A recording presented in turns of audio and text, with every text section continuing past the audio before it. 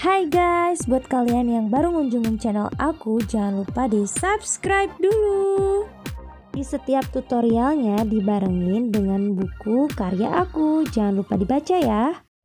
Halo semuanya, di video kali ini kita bakalan bahas procedure text. Nah, procedure text ini ada lebih lengkapnya di buku Bridge English Book. Buat kalian yang udah punya bukunya, silahkan buka ya. Oke, kalau misalnya kita mau bikin sesuatu, kita bikin procedure text atau kita harus baca procedure text. Jadi, procedure text itu apa sih? Oke, jadi procedure text ini adalah jenis teks yang bertujuan sebagai langkah-langkah untuk membuat atau melakukan sesuatu yang berkaitan dengan tujuan tersebut. Nah, contohnya seperti resep makanan, minuman, cara membuat sesuatu, cara membuat suatu benda, menggunakan dan mengoperasikan suatu hal, dan tata cara mengurus dokumen, dan masih banyak lagi. Nah, fungsinya buat apa sih? Jadi, procedure text ini dibuat untuk bagaimana cara melakukan sesuatu melalui langkah-langkah yang berurutan. Jadi, di procedure text ini langkah-langkahnya harus berurutan ya. Nah, sehingga si pembaca bisa mencapai suatu tujuannya. Oke, sekarang kita lihat nih, ciri-cirinya ada apa aja sih? Yang pertama, si procedure text ini menggunakan simple present tense atau dia menggunakan kalimat-kalimat yang simple present ya, bentuk tensesnya. Nanti kita bakalan lihat gimana sih kalimatnya. Terus menggunakan kalimat imperatif atau kalimat perintah. Jadi misalnya nih, kalau misalnya kalimat perintah, kata kerjanya misalnya open, close, steer gitu. Terus menggunakan connective word atau yang kita sering dengar kayak dan, next, while gitu ya. Nanti ada contohnya. Terus menggunakan numbering kayak first, second, third.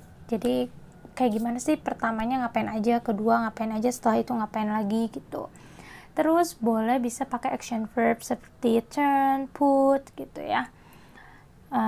Terus di sini ada menggunakan adverb seperti slowly, carefully, dan masih banyak lagi setelah action verbnya. Misalnya steer slowly. Nah, dia juga termasuk ciri-ciri procedure text.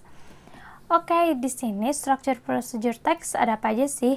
Yang pertama, dia ada aim atau goal. Jadi, kalian harus tentuin dulu kalian mau buat apa. Contoh, how to make a cake, how to operate the computer, how to operate the laptop, how to charge the handphone. Jadi kalian bikin dulu tujuannya, kalian mau bikin apa.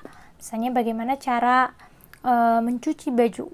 Nah, kayak gitu. Jadi sesuai dengan judulnya, kalau procedure text, aim atau goalnya itu how to ya depannya. Jadi kita buat dulu judulnya.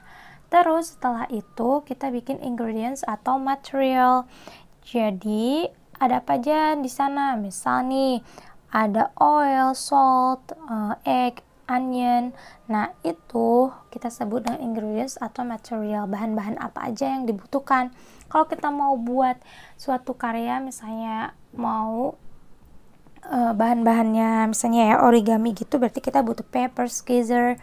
Nah, kalau misalnya kita ngomongin cara seperti bagaimana cara mengoperasikan komputer, berarti kita butuh komputernya aja, electricity.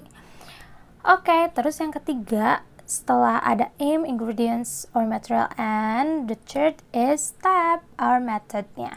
Jadi stepnya ngapain aja? First, misalnya nih kita mau bikin omelet, stir the egg. Terus secondnya ngapain? Kayak gitu guys, itu structure dari procedure text.